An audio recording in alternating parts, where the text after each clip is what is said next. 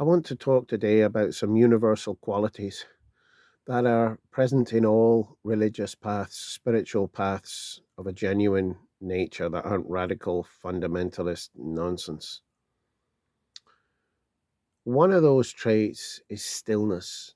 You might have noticed that every religious path under the sun, worth its salt, every mystical path, call it what they want, has an element of deep silence and stillness. A monastic tradition or a Sufi tradition or a third order or something that will practice deep interior prayer, stillness and silence. And I've harped on about this, over my time of running these, whatever they are, posts. The Ministry of Silence, I once called this channel. So, what is it about stillness? That's what I want to talk about here. What is it specifically about stillness? Why we find it in every religious path? Well, for one thing, it's this guy here. He's written it. I got this at the local monastery yesterday, and it, it, the guy is a lay person. Nice to see the lay people doing things. He's deeply involved in the life of the Trappist monks, Third Order, etc. However, his mind is very open to other paths. And what he's really showing here is that there are distinct features of the spiritual life that make up any spiritual path. And you will find in all spiritual paths. And I have looked into a lot of spiritual paths at this stage, and I can say he's pretty on the money so far from what I've read. These are some of the elements he's going to look at. Silence, then. That's just what I want to focus on right now. Silence. What is silence and stillness? So what is it about them? They allow the BS to emerge, to come to the surface. So all of our stuff, all of our entanglements, all of our baggage that we're carrying through life without even recognizing that we're carrying it, that starts to emerge. What I love about, I've been practicing recently Zazen, just staring at a wall, just lightly staring at it, for an hour, twice a day or thereabouts. And I must say, I already see that it's impacting my life. For one thing, things do come up during the prayer, whether it's ambition rises up or just frustration. Good old me, frustration. And you just stare it out. You just serenely watch the thoughts and the manifestations on the body, the tightening of the breath or of the posture or whatnot, irritability. And because you're not giving it any strength, you're not giving it the I, me, and mine. You're not rolling in these thoughts and ideas that are manifesting. They're allowed to pass on by. Another one that happened, suddenly the memory of a superior that I had to deal with, a priest in Rome, who was an absolute nightmare. Everybody that was in that religious house left the order, and pretty much thanks to him and the pressure that he put us under. He later confessed to another brother, I'm sorry the way I acted. Of course, he didn't tell us that. I was, you know, I was under a lot of temptation to leave the order myself, so he took it out on us. But religious orders can be a magnet. Caution to all young people listening for weirdos. They can be a weirdo magnet, and because the light of fresh air is often not shone on these things, they're allowed to fester, and so you end up with people with personality disorders, with mental health issues, masquerading as high functioning people. But anyway, they walk their own path. The problem is where you have an order that's telling you to be under absolute obedience to these cronies, and you're getting absolutely nowhere with it, because it's just Finally, with this chap, I just came to the conclusion that is not the voice of God. His voice is not the voice of Christ. It's not the voice of God. And when my temporary vows expire, I will be gone. So there we go. But anyway, his face came into my mind during the Zazen, and I thought that was curious because it was so clear, and it's letting things go. It's letting these things go, the angst, the frustration, the anger, the bitterness, just letting them pass, letting them come up to pass away. What a beautiful thing. What a beautiful thing. Wherever there's stillness, we create opportunities for we're not creating more karmic nonsense. We're not rolling in greed, hatred, and delusion. And so, therefore, somehow the old stockpile of greed, hatred, and delusion come to the surface. And under the light of pure prayer, or one could argue under the light of pure awareness, selfless awareness, these things lose their strength and energy and they can pass away. They lose their nesting rights in our being. Well, I'm going to go to my local monastery for a retreat before I go back to work this weekend, and it should be very good. It should be very good. I don't necessarily, what do I believe in the creed, literally, and all these things? I tell you what I believe. I believe in love. I believe in stillness and quiet and its impact on my being. I believe in the validity of the ancient monastic faiths and traditions and ways to bring people into holiness and sanctification and truth. And I believe it does us out in the world a power of good to get into these thin places, these holy places. So I'm looking forward to it.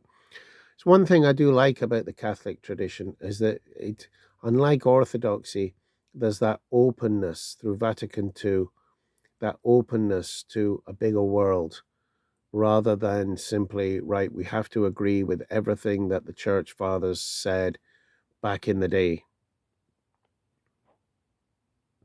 And yet, unlike the Protestant Reformation, there is that openness to contemplation, meditation, inner prayer, silence, stillness, monasticism.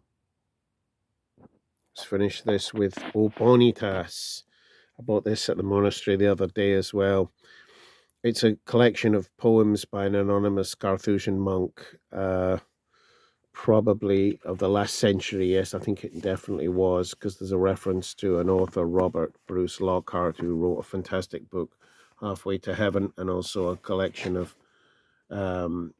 early Carthusian sayings called Listening to Silence. Halfway to Heaven's really, really good. All about the Carthusians. I'm not going to cite that one. You know, the Carthusians, look at their daily timetable. Absolute. You know, this stuff does something to the soul, people. There's no, between 2 and 3, we're chilling out on our phone, checking the football scores, looking at a bit of whatever our eyes take us to. There's just none of that. Every moment busy, accounted for, but serene. It's not a meat factory. It's not a sweatshop. It's not a, what's the word I'm looking for? It's not a boot camp. They spend a lot of so they go to sleep at 8 p.m. and then they rise at 11:45, and then they're busy in their prayers until maybe 3 o'clock in the morning, and then, you know, once again they're up at 6:45 and doing their prayers, and you know that's their life. So they have 2 sleeps, one at 3 o'clock in the morning and one between 8 and 11:45. So that would take quite a bit of getting used to. There's lots of wonderful little poems in here. I'll just cite you one. Warm candlelight, falling as faith gives fire to the sacred word, while night, with ineffectual force, raids this hallowed sphere. Here I sit and ponder, and feel at one with thousands of whom the world knew naught, who down the ages did as I do. All those wonderful church fathers, desert fathers, monastics, people beyond badges and flags who were just, the world knew nothing about them, lived by candlelight, falling night, by loving trust, turned words to holy wonder, struck flames from the sacred rock, burned to be with God as I do. Labor by candlelight. Fantastic, fantastic. Now, speaking of alternative ways to read the creeds and yet remain a Christian, Brother David Stendhal Rast has written a book here called Deeper Than Words, Living the Apostles' Creed, looking at the space between and through the words. Often, we can get allergic to rites and rituals quite unnecessarily. We can get allergic to words like God or the Virgin Mary or the saints, any number of things where they're just words and they're open to many interpretations. And of course, the most important interpretation, the only one, is the one that we find in the refuge of the heart. Everything else, unless it resonates with the heart, it ain't gonna last. It ain't gonna last. That was my experience in the order. You can have an authoritarian barking at you, telling you what you should believe and what you shouldn't believe. If it doesn't resonate, finally, there's gonna come a day, one day, where you say, nah, this ain't it. I am going. Adios. And that was my experience. So always listen to your heart. There's a lot of Christians that say, "Oh, you shouldn't listen to your heart. Your heart is deceived beyond all measure," as the prophet Jeremiah says. We're fallen creatures. That's why we just need blind obedience to authority, etc. But it doesn't work. We need to listen to ourselves. We need to trust not the ego self that just wants to be a priest or wants to have a PhD or wants to have fame and glory, etc. Comfortable life, respect, freedom. But we need to trust our deeper self, our self in deep serenity. And if what we're being told, what we've come to believe, doesn't resonate with that, then it doesn't resonate with it. Finally, to use up all the time I've got left on this phone, I spoke earlier about the common virtues that are found in every spiritual path, and stillness being one of them, and how good it is to bring up to the surface, dredge up the garbage, the anxiety, the worry, the doubt, the mourning, the feeling sorry for oneself that one's carrying about. And then in that stillness, let it go. And then when it comes up in broad daylight, one finds oneself, I can just sit still with this. I'm angry. There's 10 cyclists on the road and I can't get past them. I can sit still and let this anger pass without having to manifest it, without being dragged hither and thither by greed, hatred, and delusion. Well, these are two books here all about the Buddhist teachings on awakening. A great, what is it? The Sutra on the 8 Realizations of Great Beings. This is fantastic. And again, these are 8 qualities of an enlightened person, which any Orthodox practitioner, any Roman Catholic, any Protestant could say, wow, yeah, they're good qualities to have. I think the first one of them is just have few desires. Have few desires. And that way you'll have less anxiety. you'll have less worries, less regrets, less darkness, and more stillness in your life. So I recommend this little librito, this little book, which is a commentary by Thich Nhat Hanh, a very gentle Zen monk who's written 3 books about Christian prayer and Christianity, The Art of Prayer, and Going Home, and Living Buddha, Living Christ.